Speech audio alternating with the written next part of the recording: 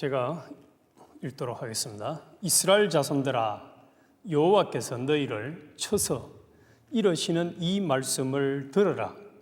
애굽 땅에서 인도하여 올리신 온 족속을 쳐서 이러시기를 내가 땅의 모든 족속 중에 너희만 알았나니 그러므로 내가 너희 모든 죄악을 너희에게 보응하리라 하셨나니 주 여호와께서 가라사대 보라 날이 이를지라 내가 기근을 땅에 보내리니 양식이 없어 주림이 아니며 물이 없어 가람이 아니요 여호와의 말씀을 듣지 못한 기갈이라.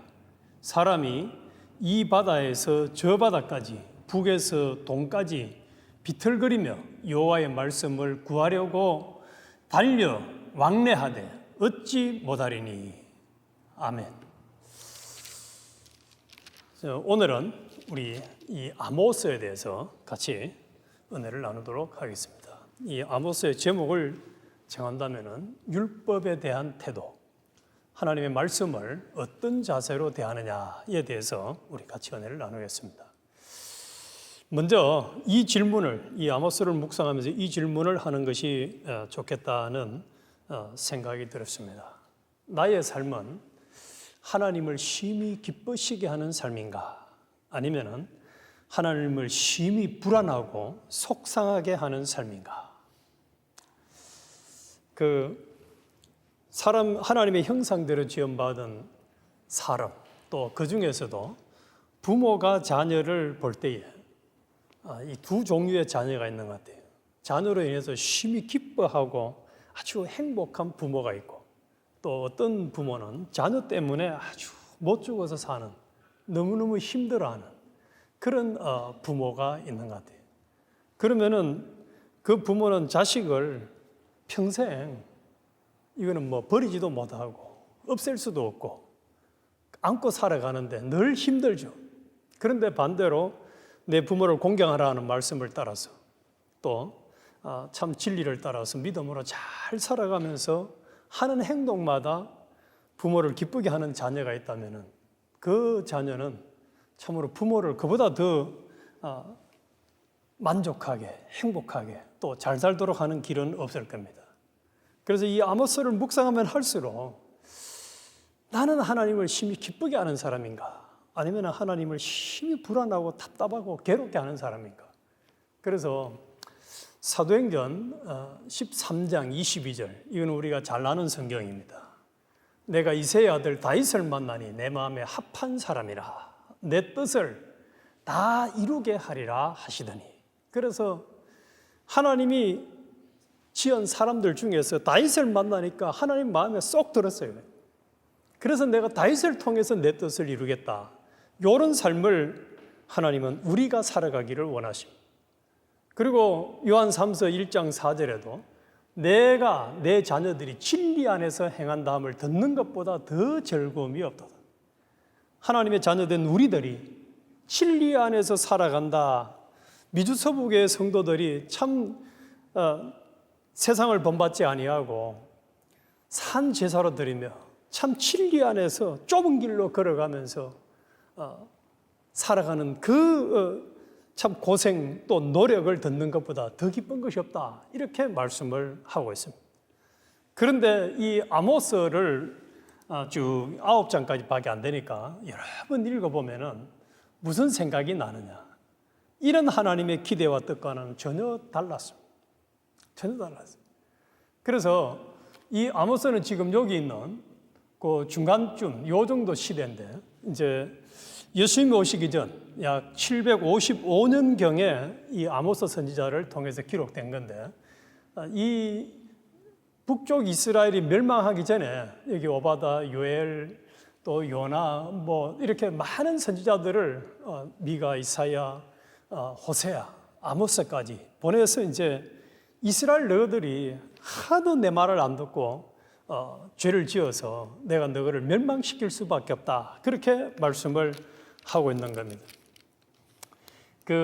우리 3장 7절에 보면 이런 말씀이 있어요.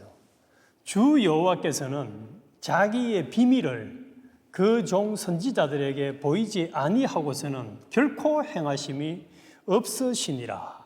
다시 말해서 하나님의 백성들을 멸망시킬 때는 반드시 하나님의 종 선지자들을 통해서 말씀을 하시고 멸망시키지, 예고 없이 마치 경찰이 숨어 있다가 그 함정 단속하듯이 탁 나타나가지고 당신 교통법규 어겨서 스티커 꺼내야 돼, 이렇게 하지 않는다는 거예요. 그래서 하나님의 종들을 많이 보내가지고 그들이 잘못된 죄를 짓는 하나님을 노엽게 하는 것을 회개시키는 그런 메시지가 이 아모스 선지자의 글입니다. 그러면은 이제 구체적으로 좀 더 이 내용을 들어가 보면은 이 아모스라는 사람은 그 성경에는 많은 그 직업을 가진 사람들이 있죠. 의사도 있고 또 어부도 있고 또 심지어는 이제 농사짓다가 하나님의 부름받은 사람도 있는데, 이 아모스는 시골에서 전형적인 농사를 지으면서 뽕나무를 재배하면서 아마 그 누에를 키웠던 것 같아요. 뽕나무의 주 목적은 이제 누에를 키워서 실을 생산하는 거잖아요. 그런 농부였어요. 그런데 이 농부를 사는 지역이 어디냐? 남쪽 유다 지역이에요. 그런데 하나님께서 이 남쪽 유다에서 아무리 뭐 북쪽 이스라엘 올 사람들한테 뭐라고 얘기해봐야 말 안 들으니까 이 사람을 북쪽 이스라엘로 보내가지고 거기서 이제 이 아모스의 내용을 전달하도록 했어요. 이것만 봐도 우리 하나님이 아주 이 아모스를 통해서 하고 싶은 그 메시지가 강렬하다는 걸 알 수가 있죠. 자기가 살고 있는 지역에서 전하게 한 게 아니라 아예 그냥 나라까지 옮겨가지고 네가 거기 가서 내가 가르쳐주는 이 메시지를 전해라, 이랬으니까 얼마나 하나님이 한편으로는 답답했겠어요. 또 한편으로는 하나님이 얼마나 하고 싶은 얘기가 강했으면은 이런 특별한 방법을 써가지고 이 아모스를 전했을까? 요 심정을 우리가 읽을 수가 있는데, 저는 이 아모스를 1장에서부터 요 2장을 읽으면서 참 하나님이 그럴 수밖에 없으셨겠다, 이런 생각이 들어요. 왜냐하면 1장에서 2장까지는 이 8번이나 동일하게 반복해서 하시는 말씀이 있습니다. 그것이 뭐냐 하면은, 자, 그 3절에 보면은 여호와께서 가라사대 다메섹의 서너 가지 죄로 인하여 내가 그 벌을 돌이키지 아니하리니. 그래서 요 서너 가지 죄로 인하여라는 요 표현을 8번이나 반복합니다. 그러면은 한 번 반복하는 것도 이게 하나님은 이 성경은 굉장히 중요한 건데, 8번이나 서너 가지 죄로 인하여서라는 표현을 쓸 때는 하나님은 여기 지역이 이제 8개가 나와요. 요 8개 지역이 요 이스라엘 중심으로 해가지고 이제 여기 나오는 다메섹, 가사, 두로, 에돔, 암몬, 모압, 유다, 마지막 이스라엘, 이렇게 이제 8번이나 계속 반복해서 너희가 이런 죄를 지었기 때문에 너희들을 멸할 수밖에 없다. 그러면서 또 하나가 불을 보낸다는 표현을 계속 반복해요. 불을 보낸다. 불은 뭐 하는 거죠? 다 태워버리는 거죠. 내가 불을 보내겠다. 그래서 하나님이 얼마나 이들에 대해서 참으로 제대로 심판을 하고 싶었으면은 이 이스라엘 주변 7나라를 중심으로 해서 먼저 얘기를 쭉 하다가 마지막에 이제 요 한가운데 이스라엘에 대해서 얘기를 하는데, 다른 그 나라들에 대해서는 이야기를 할 때에 성경 구절이 2절입니다. 2절. 또 많으면 3절을 이야기를 했어요. 너희 서너 가지 죄로 인해서 내가 너희를 불을 보내서 멸망시키겠다라고 하는데, 여기 이스라엘에 대해서는 2장 6절부터 16절까지 11절이나 길게 하나님이 말씀을 합니다. 이 얘기는 무슨 얘기입니까? 하나님의 백성된, 하나님의 선택받은 이스라엘 백성들까지도 죄를 짓고 그들이 정신을 못 차린다는. 그래서 이스라엘 백성들에게 이야기하는 게 2장 6절인데 여호와께서 가라사대 이스라엘의 서너 가지 죄로 인하여 내가 그 벌을 돌이키지 아니하리니라고 말씀을 합니다. 그래서 하나님은 철저하게 일반 불신자들, 이방인들에 대해서보다도 하나님의 백성들에 대해서 훨씬 더 아주 애착을 가지고 더 강력하게 말씀을 하시는 것을 알 수가 있습니다. 그래서 어떤 사람들은 그런 얘기를 하더라고요. 부부간에 싸움을 하면 그래도 아직까지 사랑이 있는 거고, 싸움을 안 하면은 그건 뭐 사랑이 없는 거다. 이미 헤어진 거나 마찬가지다. 이런 표현을 하는 사람도 있던데. 그래서 성경에서도 그렇게 말씀하고 있죠. 징계가 없는 자는 사생자라 말씀한 것처럼 이스라엘 백성들에게 구구절절히 2장 6절부터 16절까지 이야기할 때는 그들의 죄를 하나님이 다 이야기하면서 너희 제발 좀 나를 그렇게 화나게 하지 말고 정신 차리고 돌아와라라고 얘기해요. 그러면서 쓰는 표현 중에 하나가 오늘 우리가 이 말씀만큼은 꼭 명심을 해야 돼요. 3장 1절, 이제 이런 개념을 가지고 3장 1절을 보면은 좀 이해가 될 겁니다. 이스라엘 자손들아, 여호와께서 너희를 쳐서 이르시는 이 말씀을 들으라.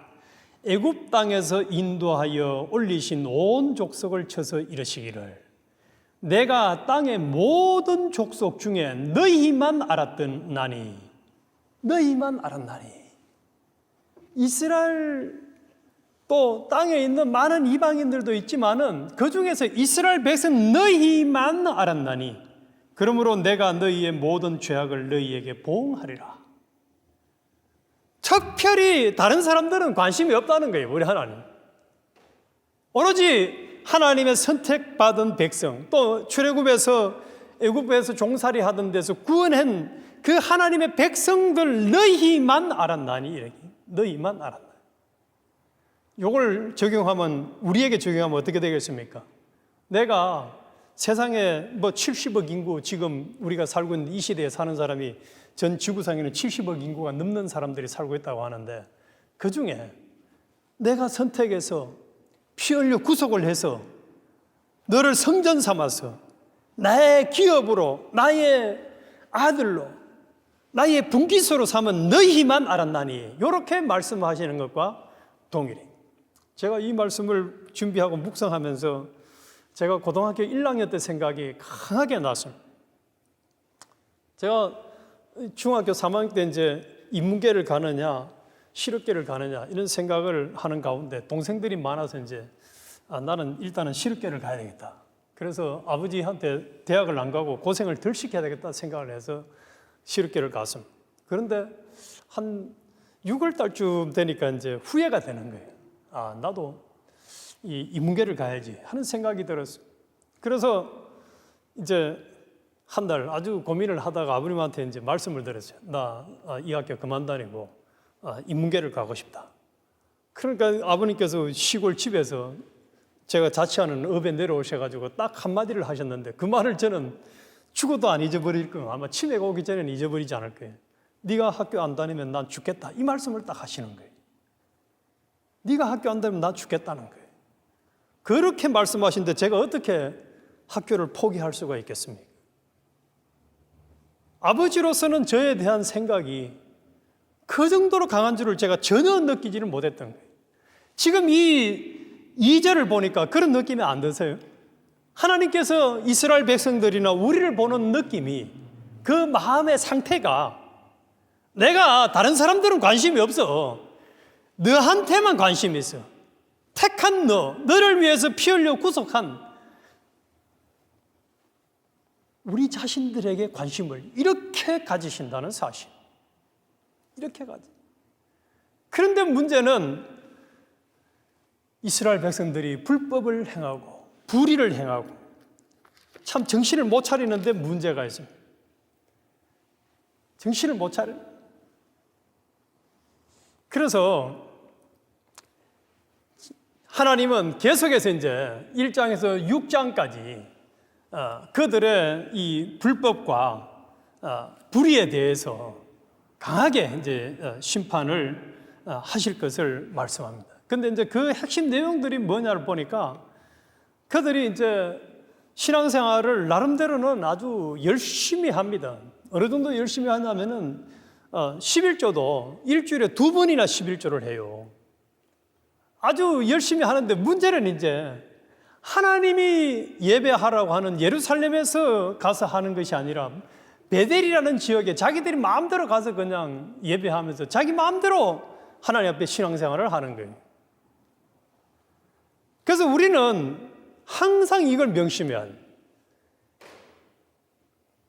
에베소 교회에게서 말씀하신 것도 마찬가지인데 열심히 있고 충성 있고 아주 악한 사람들을 드러내고 구별하고 하는 거 다 좋지만은 처음 사랑 버리고 너가 충성하는 건 나 그거 하나도 가치를 여기지 않겠다는. 그리고 이스라엘 백성들도 마찬가지. 율법의 그 껍데기는 지키지만은 정작 중심 자체가 하나님을 무시하고 하나님의 법을 업신여기면서 자기들 마음대로 그냥 살아가는 거예요. 그러면서 또 돈 좀 있는 사람들은 심지어는 사람들을 노예로 팔아버리고 말이죠. 또 있는 거 막 빼앗아가지고 그냥 부자 노릇하고, 요즘은 이제 돈을 은행에 가서 빌리지만 옛날에는 전당포에 가서 빌렸잖아요. 저도 아직도 기억이 나요. 전당포, 저는 가본 적은 없는데 전당포가 뭐 하는 데인 줄은 알아요. 그런데 옛날엔 돈이 없는 사람들이 전당포에 가가지고 이제 겉옷을 맡기고 돈을 좀 빌리는데, 이 사람들이 그 가난한 사람들의 전당을 잡은 그것을 깔고 그거를 매트 삼아 잠을 자면서, 그러면서 불쌍한 사람들은 전혀 돌보지도 않는, 그래서 악할 대로 악해진, 그래서 온갖 자기의 교만, 탐욕, 또 물질주의, 무감각, 거기다가 우상 숭배까지 이스라엘 백성들이 죄를 지어서 그들의 죄악이 하늘에 닿을 만큼 많은 죄를 지었다는 거예요.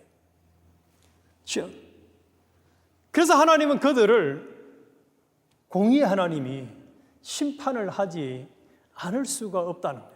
그래서 타락, 영적 무감각, 이게 참 문제입니다.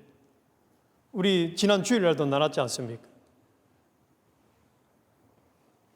과부처럼 자신의 무능함을 온전히 인정하면서 참으로 하나님이 은혜를 주셔야 된다는 이 일관된 믿음을 가지고 하나님 앞에 끈질기게 낭망 안 하고 기도하는 사람을 보겠느냐? 말씀하신 맥락이나 이 아모스의 시대에 어두워지었던 이 타락하고 영적으로 무감각했던 사람들과 다를 바가 없지 않은가? 이들과 다를 바가 없지 않은가? 그래서 그렇게 말씀을 하십니다. 여기 5장 4절을 한번 보십시오. 5장 4절에 보면은 여호와께서 이스라엘 족속에게 이르시기를 너희는 나를 찾으라 그리하면 살리라. 너희는 나를 찾으라 그리하면 살리라. 그러면 베델을 찾지 말고 길갈로 들어가지 말며 자기들 마음대로 가서 예배하는 그런 짓거리 하지 말고 너희는 여호와를 찾으라 그리하면 살리라. 여호와를 찾으라, 하나님을 찾으라고 강력하게 하나님은 말씀을 하고 있습니다. 이들이 결론 다시 말하면 하나님을 찾지 않는다는 거예요. 끈질기게 기도하면서 하나님의 은혜를 구하고 하나님의 뜻을 구하고 하나님 앞에 순종하는 삶을 살지 않는다는 거예요. 그러면서 7절에는 아주 우리 하나님께서 좀 심하게 표현을 하세요. 공법을 인진으로 변하며 정의를 땅에 던지는 자들아. 그래서 하나님의 공의와 공법, 진리, 하나님의 뜻을 따라서 사는 것을 인진, 쑥 아닙니까? 그 썬 쑥. 그렇게 만들어버리고 정의를 땅에 던지는 자들. 땅에 던지면 뭐 하겠습니까? 집 밟아버리고 그냥 마음대로 자기가 마치 왕인 것처럼, 주인인 것처럼, 자기가 모든 걸 다 할 수 있는 것처럼 그렇게 그들이 살아가고 있다는 사실입니다. 참 내 자신도 혹시 이런 삶은 아닌지 돌아봐야 되겠습니다. 그래서 5장 14절에 너희는 살기 위하여 선을 구하고 악을 구하지 말지어다. 만군의 하나님 여호와께서 너희의 말과 같이 너희와 함께 하시니 너희는 악을 미워하고 선을 사랑하며 성문에서 공의를 세울지어다. 만군의 하나님 여호와께서 혹시 요셉의 남은 자를 긍휼히 여기시리라. 그렇게 말씀합니다. 그러면서 또 하나님이 경고를 하십니다. 이 사람들이, 하나님 백성들이 정신을 안 차리고 하나님을 무시하면서 막 살아가잖아요. 그러면은 이제 하나님을 찾지 아니하면은 결국 이제 무슨 힘으로 살려고 하죠? 자기 힘으로 살려고 하는, 그걸 아주 이 아모스 선지자를 통해서 재미있게 표현한 것이 5장 19절입니다. 마치 사람이 사자를 피하다가 곰을 만나거나 혹 집에 들어가서 손을 벽에 대었다가 뱀에 물림 같도다. 참 아름다운 성경 구절이에요. 사자를 피했는데 곰을 만나가지고 죽게 되어지고, 벽에다가 손을 댔는데 뱀에게 물리도록 우리 하나님께서 보면 그들의 삶을 아주 비참하게 만들어버리겠다고 말씀을 하십니다. 그래서 5장 24절은 오직 공법을 물같이 정의를 하수같이 흘릴지어다. 하나님의 뜻을 따라서 모든 삶이 그 하나님 백성들을 통해서, 더 나아가서 오늘 우리들의 삶을 통해서 하나님의 뜻이 드러나고 하나님의 진리가 드러나는 삶이 되기를 바랍니다. 이게 우리가 2주 전에 주일 오전에 우리 박 목사님을 통해서 들었던 로마서 12장 1절의 말씀과 같은 거예요. 너희 몸으로 하나님 기뻐하는 산제사를 드리라. 산제사를 드리라. 이들은 산제사 안 드렸습니다.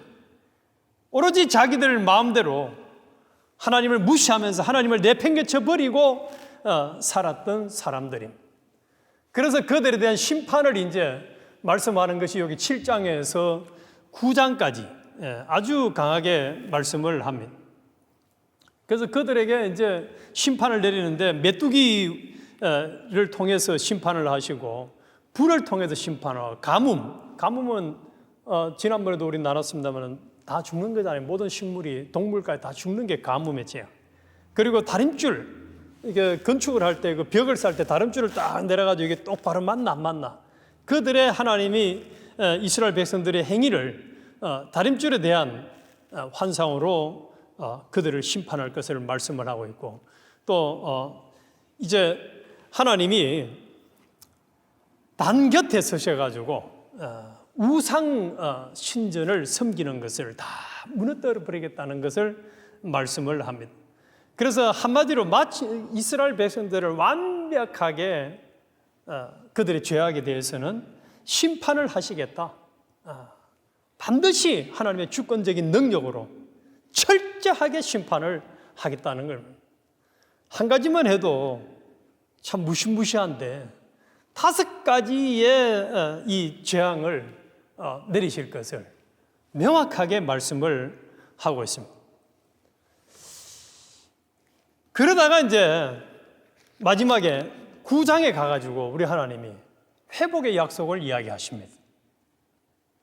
그래서 이스라엘 백성들에 대해서 지금까지 이제 그들이 잘못 산 내용에 대해서 구구절절히 말씀하시고, 또 심판의 메시지를 강력하게 전하시고, 그리고 너가 정신 차리고 회개하고 돌아와라 라고 말씀을 하시다가 이제 9장에 가서는 다윗의 혈통에서 날 메시아 왕을 통해 가지고 그들을 회복시켜 주시고 구원을 해 주시겠다라고 아주 강력하게 또 말씀을 하십니다. 그래서 저는 이 회복의 말씀 중에서 이 말씀이 얼마나 참 와닿는지 말이죠. 그 11절에 보면은 그런 말씀이 있어요.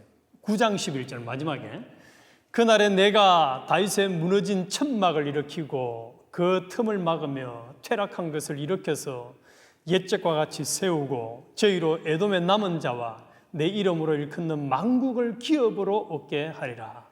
이는 이를 행하시는 여호와의 말씀이니라. 그래서 지금까지 이제 참 하나님이 은혜를 안 줘가지고 무너져버린 성벽 모든 것들을 다시 회복시켜 주시겠다는 거예요. 그러다가 그냥 단순한 그냥 이제 외곽적인 것만 회복을 시켜 주시는 것이 아니라 하나님이 은혜를 주면 어떤 역사가 일어나느냐. 13절의 역사가 일어납니다. 여호와께서 가라사대 보라 날이 이를지라 그때에 밭 가는 자가 곡식 베는 자의 뒤를 이으며 포도를 밟는 자가 씨 뿌리는 자의 뒤를 이으며. 이 말이 무슨 말이냐면은 우리는 한국은 이제 봄에 3월달, 4월달 이때 씨를 뿌려가지고 추수는 뭐 8월달, 9월달, 10월달 이때 추수를 하는데 요 이스라엘 지역은 추수하는 씨 뿌리는 시기가 우리와 반대로 9월달, 10월달 이때 씨를 뿌려요. 그리고 나서 이제 수확은 3월, 4월에 수확을 합니다. 그러면은 3월, 4월에 수확하고 나면 5월, 6월, 7월, 8월 이제 그 이듬해 수확할 때까지 그 중간에는 이제 이 밭이 들판이 비어 있어야 돼요. 그런데 여기 13절은 무슨 의미냐 다시 보십시오. 밭 가는 자가 밭을 이제 씨를 뿌려서 밭을 가는데 곡식 베는 자의 뒤를 이으며. 그때도 씨를 뿌리려고 밭을 가는데 누가 있다는 거죠? 밭에 곡식 수확하는 사람들이 있다는 거예요. 얼마나 수확할 곡식이 많았는지. 3월달, 4월달에 수확이 끝나야 되는데 9월달, 10월달까지 수확할 거리가 있도록 만들겠다는 거예요. 포도 밟는 것도 씨를 뿌린 자의 뒤를 이으며. 산들이죠. 산들은 단포도를 흘리며 작은 산들은 녹으리라. 포도도 저는 이 포도도 농사를 수확을 하면은 그 포도 수확하는 시간은 한 달 남짓도 안 됩니다, 이게. 그런데 지금 포도를 밟는 자가 씨 뿌린 자의 뒤를 이으며 수확할 것이 워낙 많아가지고 나중에 다시 새로 시작할 때까지 있도록 하나님께서 아주 풍족하게 은혜를 베풀어 주시겠다는 거예요. 얼마나 감사한 일, 하나님의 감사할 은혜가 많도록 해주시겠다는 거지. 그래서 14절에는 내가 내 백성 이스라엘에 사로잡힌 것을 돌이키리니 저희가 황무한 성읍을 건축하고 거하며 포도원들을 심고 그 포도주를 마시며 가원들을 만들고 그 과실을 먹으리로다. 내가 저희를 그 본토에 심으리니 저희가 나의 준 땅에서 다시 뽑히지 아니하리라. 이는 내 하나님 여호와의 말씀이니라.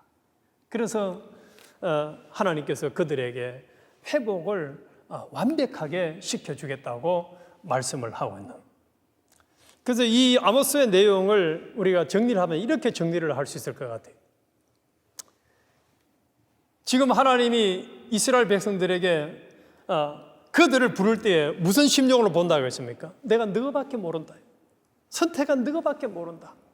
그래서 이 메시지를 통해서 오늘 우리에게도 우리를 하나님이 창세전에 선택해 주시고 예수님의 대속의 공로로 구원해 주셔서 우리 자신들이 인생 역전된 자라는 것, 얼마나 복된 자가 되었다는 이 사실을 잊어버리고 살아가면 안 된다는 거예요. 하나님이 나를 어떻게 바라보신다는 것, 내가 어떻게 해서 지금의 복을 누리고 있다는 것, 이것을 명심하고 살아야 한다. 개구리 올챙이 시절 모르는 사람 되면 안 된다. 그리고 북이스라엘처럼 경고의 말씀을 듣고도 회개치 않아가지고 결국 멸망할 자들의 발자취. 그래서 이 사람들은 결국 북이스라엘은 멸망하고 말았습니다. 완전히 멸망해버렸어요. 그래서 이들의 그 멸망을 뒤따라가는 이런 사람이 되면은 안 된다는 거예요. 그리고 더 나아가서는 이제 마지막 이 9장에서 회복에 대한 말씀을 보면서 우리는 우리 자신들에게도 지금까지 지었던 수많은 죄들을 다 용납해 주시고 살아남게 해주신 것에 감사해야 된다. 감사해. 제가 이번 주에 봤던 뉴스거리 중에 하나가 어떤 뉴스가 있냐면은 이 한국 사람이 여자분이 이제 시민권 신청을 하려고 해서 이제 법정에 섰어요. 시민권을 받느냐 안 받느냐 섰는데 거기서 바로 추방을 당했어요. 근데 이 시민권자 남자하고 이제 결혼을 해서 시민권을 얻는 재판을 했었는데 그럼 왜 거기서 추방을 당했느냐? 20몇 년 전에 추방을 당했던 기록이 있었어요. 예, 불법으로 들어왔다가 추방을 당한 기록이 있어가지고 그 기록 때문에 이 시민권자하고 결혼을 해도 추방을 시키는 판결이 요즘은 종종 나온다는. 그래서 미국의 법은 아주 옛날에 그 한번 실수한 그 불법에 대한 걸 용서를 잘 안 해주는구나 하는 걸 제가 이번에 많이 느꼈는데, 우리 하나님이 만약에 우리의 죄에 대해서 미국 법처럼 적용한다면 우리는 어떤 사람들이 되겠습니까? 하루에도 수만 번, 수십만 번을 짓는 죄를 평생 지었으니까 하나님 앞에 용서받을 수 없는 자들이. 이스라엘 백성들 8장까지를 보면 그들은 하나님 앞에 용서받을 하나님의 은혜를 입을 자격이 없어요. 아모스 8장까지. 그런데 그들을 용서해 주시고 다시 회복시켜 주시겠다는 이 은혜가 우리에게는 이미 임했습니다. 그래서 우리의 뒤를 돌아보면은 나의 나된 것이 하나님의 은혜라는 사실을, 이걸 감사해서 우리는 모든 교만과 악 그리고 불순종의 옛사람을 벗어버려야 합니다. 그리고 더 나아가서는 이제 내 삶을 통해서 정의와 공의가 강물처럼 흐르도록 하는 것처럼 우리의 삶에 배어서 우리를 보는 사람들이, 야, 저 사람은 참 성경대로 사는구나, 진리대로 사는구나, 의롭게 사는구나, 정직하게 사는구나, 저 사람은 참 흠잡을 것이 없어. 다니엘이 흠잡을 것이 없었지 않습니까? 이런 삶이 되기를 하나님은 우리에게 강력히 촉구한다는 사실. 어떤 심정으로요? 난 너희밖에 몰라. 그래서 다시 우리 사도행전 13장 22절을 되새겨보면은 우리를 보는 하나님의 마음이 심히 기뻐할 수 있도록, 하나님이 천지를 창조하시고 마지막에 사람을 창조하고 심히 기뻐하신 것처럼 또 우리 미주 서부교회 성도들의 살아가는 이 신앙생활의 모습을 보고 심히 기뻐할 수 있는 사람, 미주 서부교회 넣어보니까 내 마음에 쏙 든다, 이런 사람이 돼야 돼. 그리고 네가 살아가는다는 것은 전부 다 진리 안에서만 살아가는구나. 너는 옛사람대로 네 성질, 네 고집대로 나를 무시하고 진리를 무시하고 성령을 소멸하면서 살지 않고 내가 원하는 대로 살아가는구나. 이런 소리를 하나님이 듣기를 원하신다는 거예요. 이걸 듣기를 원하십니다. 그래서 우리가 이렇게만 살아가면 하나님 어떻게 해주시겠습니까? 모든 것이 합력해서 선을 이루어 가실 것이고 우리를 통해서도 하나님이 크게 영광 받으시는 엄청난 역사들이 지금까지보다도 더 많이 일어나겠죠.